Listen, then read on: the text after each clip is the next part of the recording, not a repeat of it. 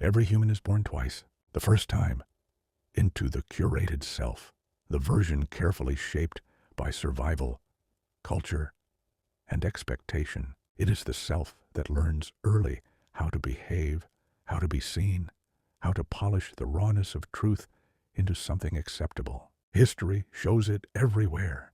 Pharaohs painting tomb walls with victories, kings inscribing only triumphs, medieval guilds dictating conduct as much as craft. Even now, our glowing screens hold curated lives, modern masks for ancient needs. Science explains why.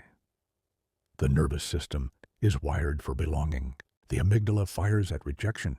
The prefrontal cortex strategizes impressions. We curate because exile once meant death. But psychologists like Carl Rogers warned that incongruence between our curated mask and our inner truth leads to anxiety and fracture. Neuroscience confirms it. Shame lights up the brain like physical pain, while mindfulness quiets the restless story of me. Biology shows both why we curate and how we can awaken beyond it. Philosophy has always called the mask into question. Kierkegaard named despair as living in a false self. Sartre exposed bad faith, hiding behind roles to escape freedom. Nietzsche demanded self-birth beyond the herd. Simone de Beauvoir revealed patriarchy's curation of women into objects. Camus refused curated illusions, insisting authenticity is rebellion.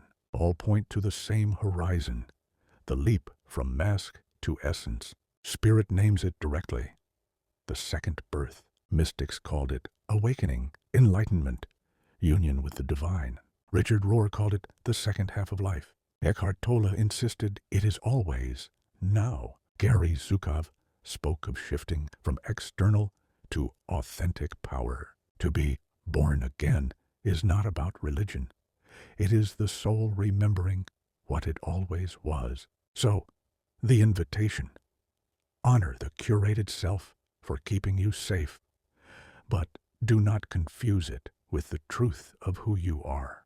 The second birth is already here in your willingness to drop performance and live in presence. Where in your life are you still curating instead of awakening?